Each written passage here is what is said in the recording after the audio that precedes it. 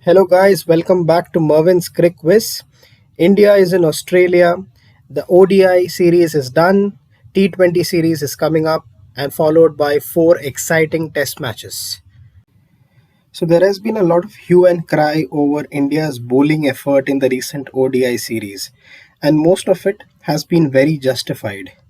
So, if you look at the above graph, it tells you that games played in Australia have been the worst in the economy rate perspective for the Indian bowling attack.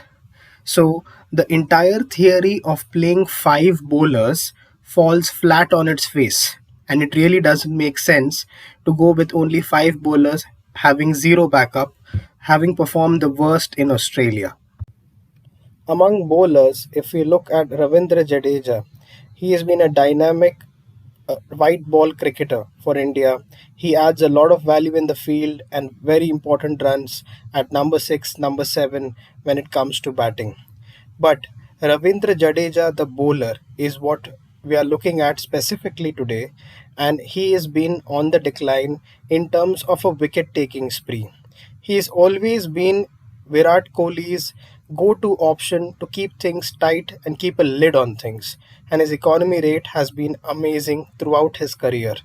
But specifically, if you look at his strike rate, it has been getting from bad to worse. It has now reached a point where it is at 58 balls per wicket, which practically it tells you that series after series, he's not really been the wicket taking option that he used to be, and he is being used just to stem the flow of runs. So, should India re-look at him being bowling 10 overs, or should he be the sixth bowling option to fill in 5 or 6 overs for a bowler who is having an off day? Looking at India's engine room batting order, Virat Kohli, Shikhar Dhawan, and Rohit Sharma have been the world's best top three, arguably, over the past 6 or 7 years. And the figures also prove the same.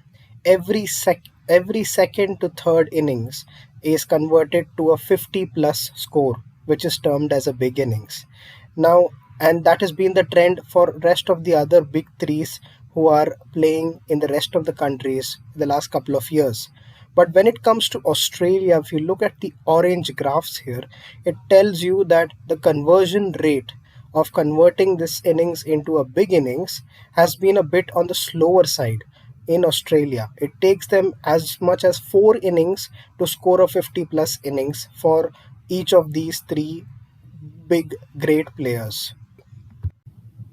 The Indian middle order has been a cause for a debate for the entire nation for quite some time now. Now we have more of a semblance of a settled number 4, 5, 6, and 7 in the ODI lineup. However, they have a mighty task on their hand to keep the momentum provided by the top three into the final overs and into the batting power play as well. So in this scenario, the boundary frequency becomes a very important statistics.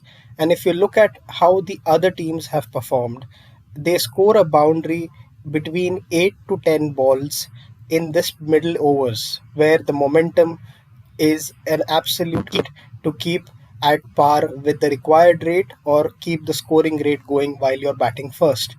As far as the Indian middle order is concerned, they're doing pretty well overall. But if you look at on Aussie soil, that's where the concern is, where they are striking a boundary after every 12 balls or 13 balls, which is a bit less frequent than the rest of the lot and what's been happening globally.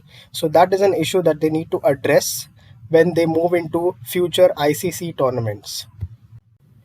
So please subscribe and keep watching this space for more on this Australian trip and the other exciting cricket action happening around the world.